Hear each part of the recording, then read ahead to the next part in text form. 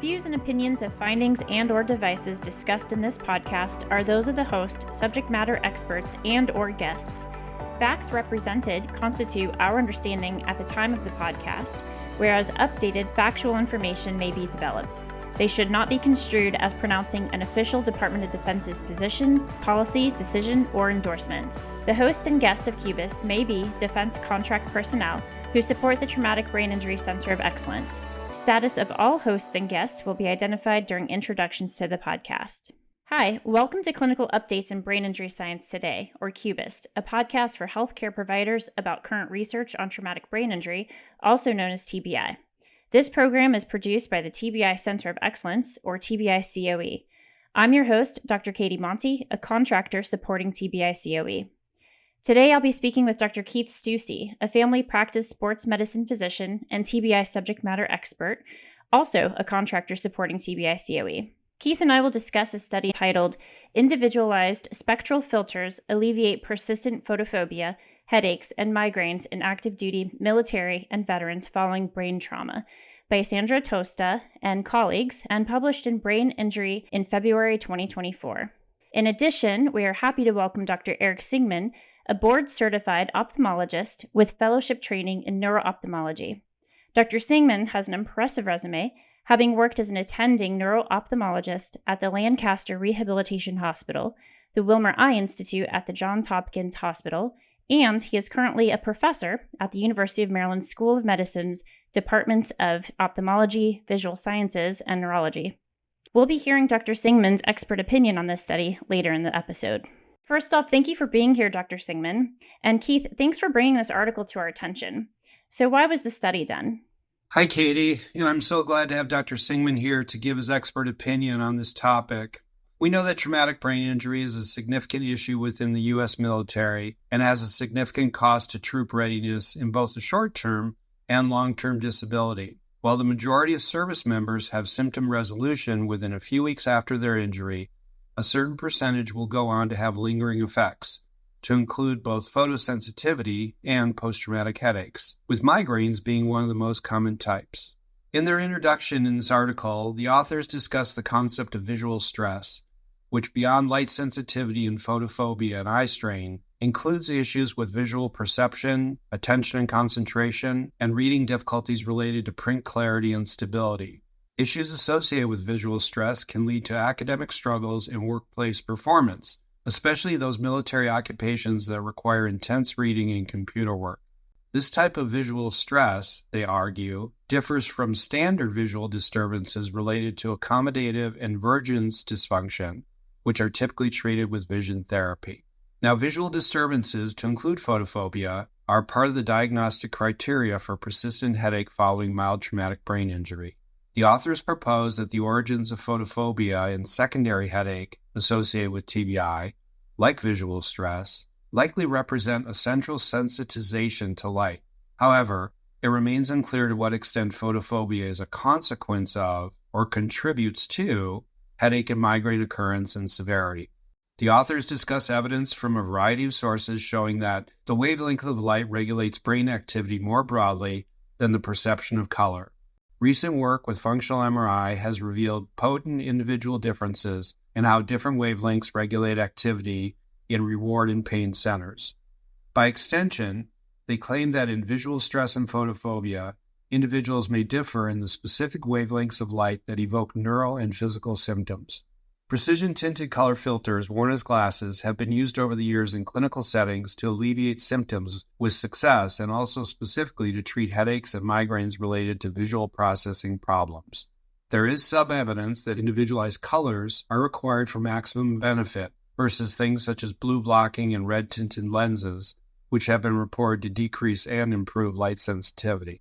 Given the overlap between the list of unresolved persistent symptoms reported by TBI patients and the photophobia and associated physical symptoms of visual stress, the current study aimed to examine their relationship more directly. Spectral filters, as they call them, have been used by the authors for the treatment of light sensitivity and visual stress.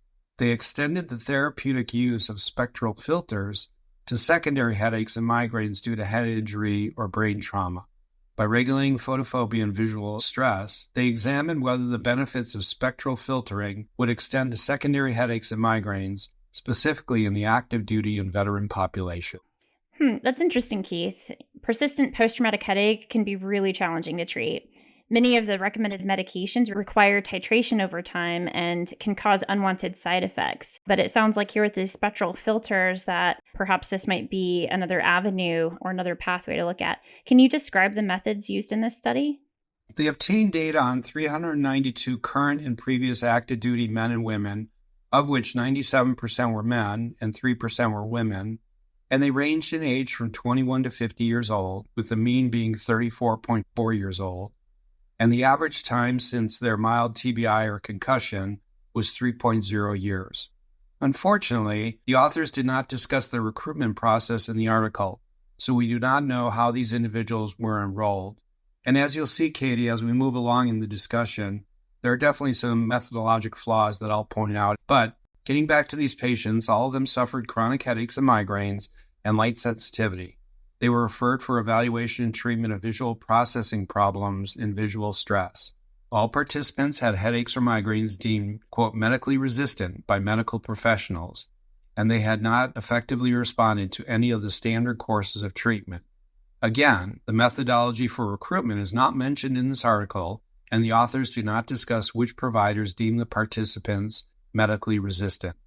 So of these 392 participants, they took one group, 209 of them, who had not completed any formal headache or migraine assessment, but they took a look at them to identify independently the top areas of concern. Now, the other group, 183 individuals, were provided several questionnaires that were used for data analysis. 2 of the surveys were developed by the Erlin Institute, which is where these service members were evaluated. So regarding these 2 different surveys that were developed, first is to acquire more thorough history of their problems and symptoms. They utilized the Erlin Reading Perceptual Scale, or IRPS.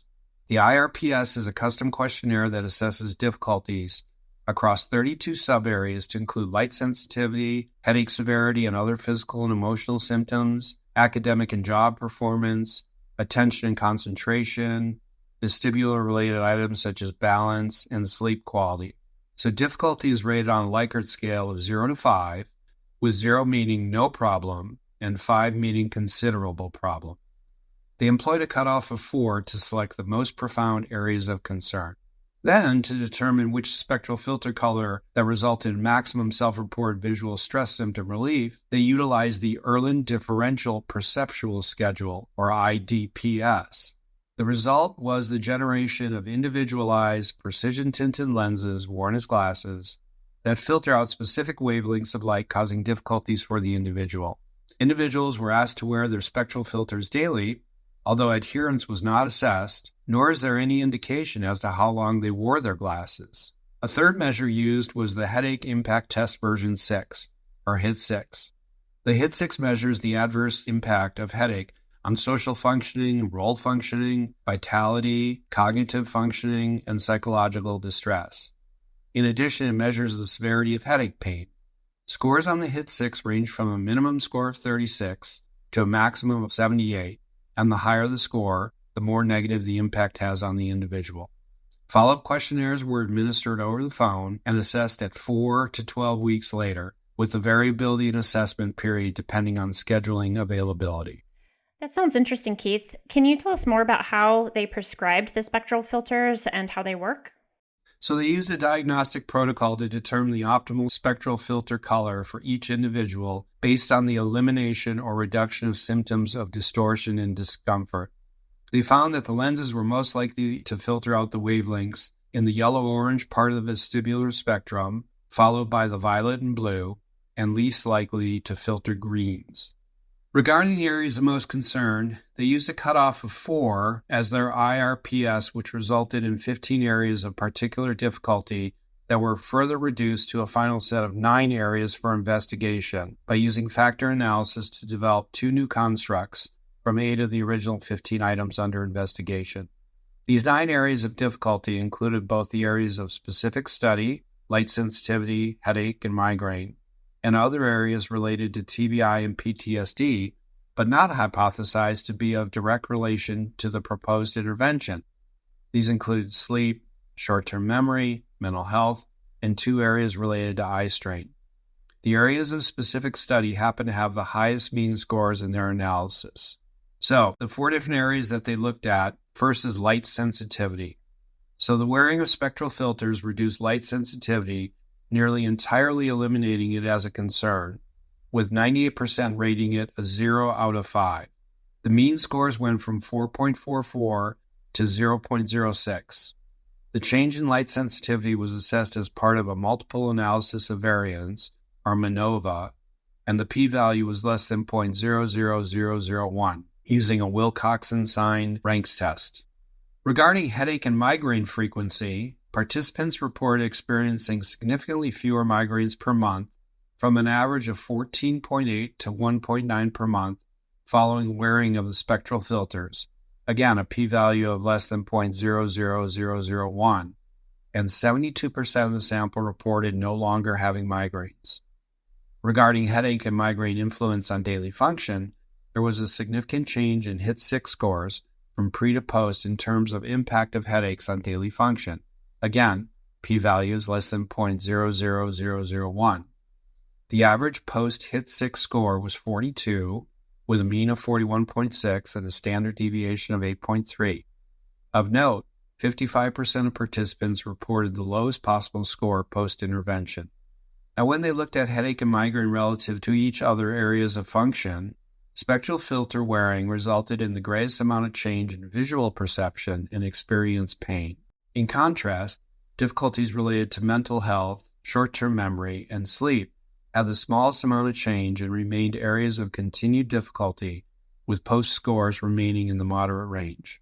Lastly, they also looked at prescription and over-the-counter medication use and found that the wearing of spectral filters was associated with a significant decrease in the use of prescription medication and using over-the-counter or OTC medications, both with a p-value of less than 0.00001. Wearing spectral filters was associated with a 69% reduction in prescribed medications and 94% reduction in OTC medication usage. Unfortunately, it is not clear which medications were reduced, and therefore, we cannot be certain these medications were even related to the treatment of migraine headaches. Wow, those are some pretty impressive results. Thanks, Keith. What would you say are the key takeaways for primary care providers in the military, and what are your thoughts on how this might affect treatment for our service members? So let me start by saying that while these results are certainly impressive and showed significant reduction in persistent post-traumatic headaches, because of the significant number of methodologic flaws that I've mentioned in my previous discussion, it's really hard for me to make any recommendations to our audience regarding the use of the Irlen spectral filter lenses. And I really think it's important for our listeners to understand more about these study sponsors, the Irlen Institute, as I've had prior experience with them while I was on active duty at Camp Pendleton. So when I was a physician assigned to the Wounded Warrior Battalion West at Camp Pendleton, we had many Marines that had significant photophobia, and they would ask us to allow them to wear sunglasses inside due to light sensitivity. During my tenure there, several service members went to the Irlen Institute and spoke of results very similar to the ones that were presented here. Understandably, many of the Marines wanted permission to get fitted for these glasses, but these lenses are quite costly, and at the time, because there was little data to support these anecdotal results, the TRICARE folks would not authorize them to go and be seen. In addition, we did have specialists down at Naval Medical Center San Diego who were using tinted lenses to get similar results at a fraction of the price. And what I found interesting is the author specifically thanked the Camp Pendleton Concussion Care Clinic, despite no known endorsement from previous or current leadership at the Intrepid Spirit Center, which is what it's now called, and there's no known IRB or regulatory approvals or recruitment efforts cited. It's interesting because I actually started the Concussion Care Clinic at Camp Pendleton, and I can, speak to those experiences, and certainly they never contacted me at the time about doing this study. So in conducting a standard background research for the article review, the Irlen website defines Irlen syndrome as a type of visual or perceptual processing disorder in which individuals who suffer from the syndrome have difficulty processing certain wavelengths of light, which causes visual stress. This can result in light sensitivity, reading, attention, concentration, and writing problems. This is exactly what we discussed at the beginning of the podcast and what the authors presented. The website indicates Irlen syndrome is hereditary and exists on a continuum. It is important to note that current medical literature does not recognize this diagnosis, and several other research groups have found flaws in the Irlen Institute's data. In the conclusion of their study, the authors cite multiple studies showing effectiveness of spectral filters in the adult population with visual stress of unspecified origin. However, in 2019, a Brazilian group did a systematic review of Irlen syndrome and found high heterogeneity among studies and lack of evidence on the existence of Irlen syndrome and treatment effectiveness. In addition, a group from Stanford did a review of existing research regarding the use of colored filters in 2018 among patients recovering from traumatic brain injuries, and they found there was a paucity of information related to the therapeutic use of tinted lenses to mitigate post-traumatic light sensitivity and migraines. Although patients subjectively reported improved symptoms, specifically with the precision tints or FL41. So kind of putting this in total, they put out this syndrome and claim that their glasses help, but when you really dive into it with these systematic reviews, it does not appear that the evidence is clear that there is effectiveness with them. Thanks, Keith. I'd like to now bring Dr. Singman into this discussion. Dr. Singman served as a subject matter expert on brain injury at the Department of Defense Vision Center of Excellence on multiple occasions and has chaired grant review committees for the Department of Defense Vision Research Program. His clinical expertise includes diagnosis of visual dysfunction after brain injury, as well as the impact of Ehlers-Danlos syndrome on vision. Dr. Singman, would you like to opine on this study, specifically regarding the methodology and results? What do you make of this? I would. Thank you. First of all, it's a privilege to be here, and I thank you for inviting me. I would desperately love to see this kind of work be effective, and I'm a proponent of anything that could work, especially that is harmless and that might be helpful. But I was disappointed in this study, in the methodology of it. The first thing, and the authors do freely admit this, that there's no control group for the study. And a study of any type to be worthwhile should have a control group. But a study of this type could have a number of different control groups that would be very important. First, the control population could be healthy people. Another control group could be people who met the analysis criteria but were provided placebo spectacles or neutral density spectacles that cut out light without changing the color of the light. The problem here is that there are three critical variables in terms of therapy. There's treatment adherence, there's hue, and there's density. So treatment adherence is, did they wear the spectacles? Hue is, what colors were getting into their eyes? And density is, how much light was actually getting into their eyes?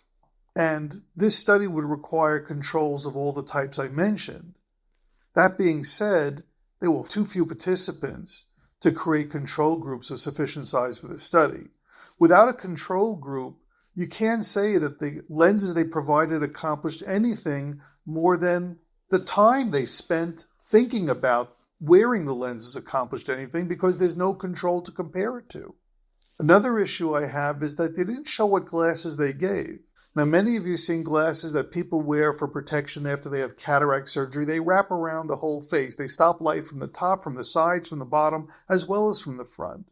If they weren't wraparound glasses, then how do they prevent stray unfiltered light to get into the eye? And if they allowed stray unfiltered light to get into the eye, then how could they know if the glasses were doing anything worthwhile? And why would the glasses do anything worthwhile, since the glasses weren't blocking the light they were trying to prevent? Another issue I had was when the glasses were worn. Were they supposed to be worn all the time? Or maybe just indoors? Or maybe just outdoors? Now, let's think this through a second. It would seem that they would be needed mostly outdoors where the bright sun is. And one could suggest that filtering glasses meant for outdoor use would be too dark for indoor use. How many people are comfortable wearing sunglasses inside?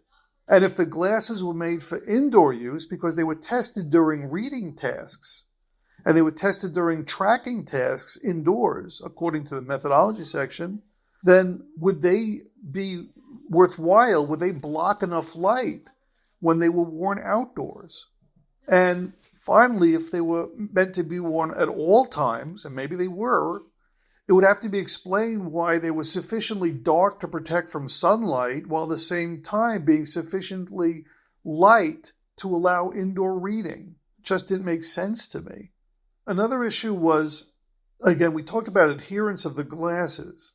And again, they were very forthcoming and said they did not measure adherence. Now, this is an admission that's important, and I respect the honesty of it, but it makes it very difficult to know whether the glasses or some other variable caused any effect. Migraine, and they were talking about migraine here, is a very complex disorder.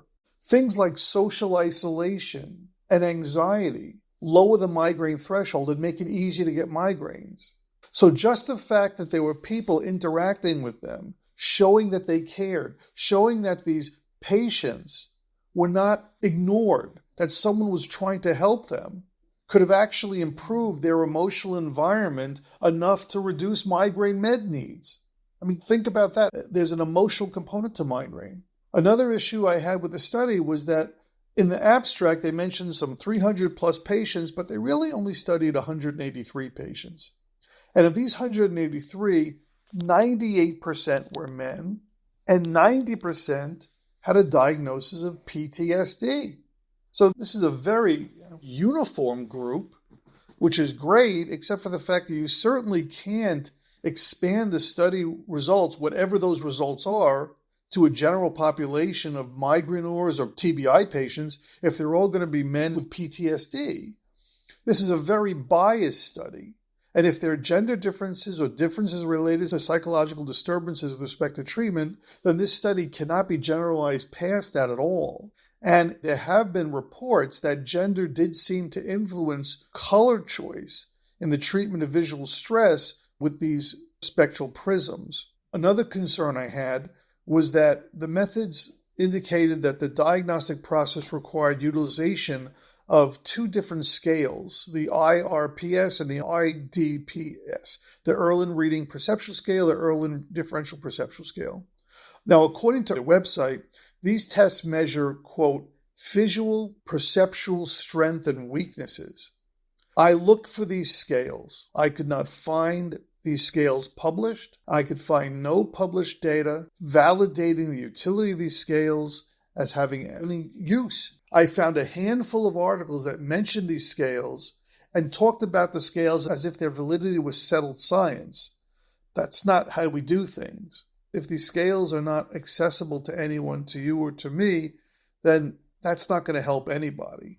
The one last thing that was a concern to me was that they said that they individualized colored filters, but they had many different filters for each of the different patients that they treated. Well, you keep adding filters and adding filters and adding filters, you're also darkening the picture of what these patients can see. And so the question is, was it the colors that were helping at all? Because the colors were all over the place for everybody. Or was it simply lowering the amount of light that got into their eyes that was helpful? Again, without controls, we have no way of knowing. And so what ends up happening, sadly, is that the methodologic flaws make it extremely difficult, if not impossible, to draw any useful conclusions from this study. Thank you so much, Dr. Singman. Are you aware of any evidence? Dr. Susi mentioned a systematic review on Erlen syndrome that showed a lack of evidence of the existence of Erlen syndrome. Can you speak to any evidence perhaps supporting Erlen syndrome or anything that our listeners should be aware of when they're out there reading these studies? Unfortunately, Dr. Stusia was correct. The systematic review of Erlen syndrome suggests that there's not enough data to suggest it should even be a recognized nosologic entity. There are lots of papers that say certain colors might make people more comfortable. But, as I said, I've reviewed and chaired DoD grant committees for the Vision Research Program.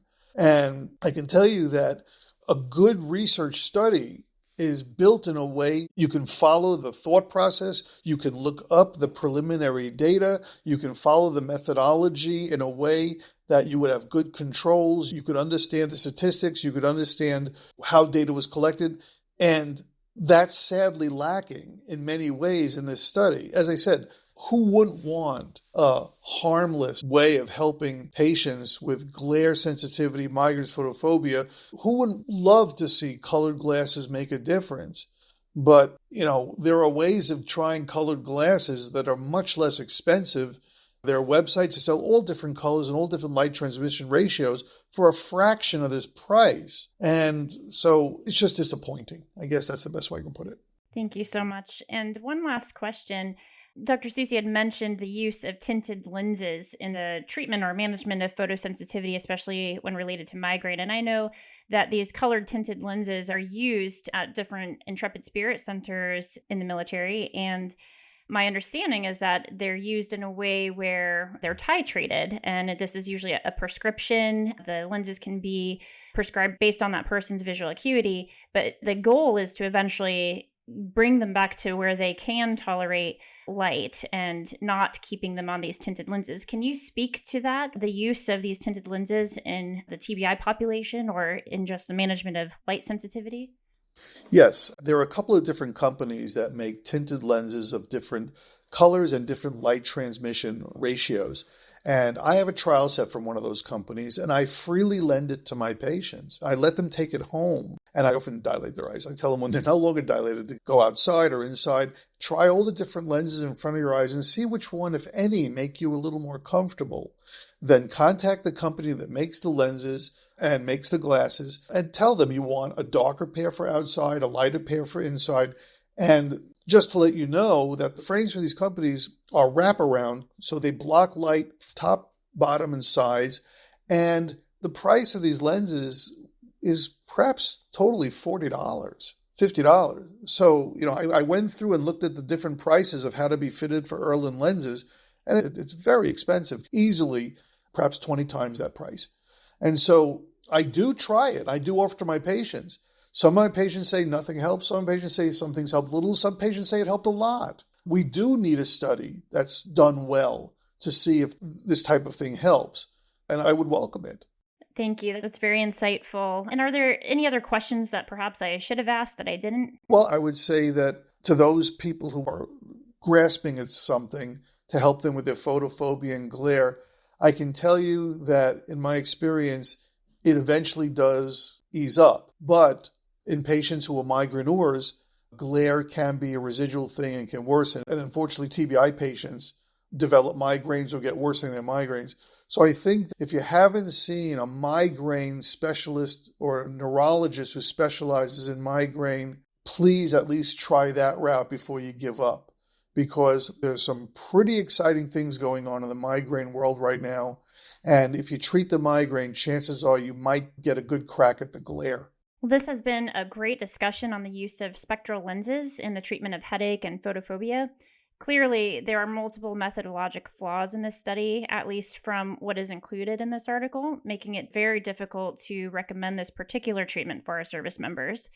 It sounds like more research is necessary to understand the validity of these results, but the findings are certainly interesting. Thank you to both of you for joining us today and for providing your expert opinions in this area. So that's all the time we have for today. You can stay up to date on future episodes by subscribing to CUBIST on iTunes, SoundCloud, Stitcher, or wherever you listen to podcasts, where you can also find links to the articles we discuss and other relevant resources. CUBIST is produced and edited by Vinnie White and was hosted today by me, Dr. Katie Monti. It is a product of the Traumatic Brain Injury Center of Excellence, a branch of the Research Portfolio Management Division under the Research and Engineering Directorate of the Defense Health Agency, led by Branch Chief Captain Scott Coda, Medical Corps, United States Navy. Thank you for listening to this episode.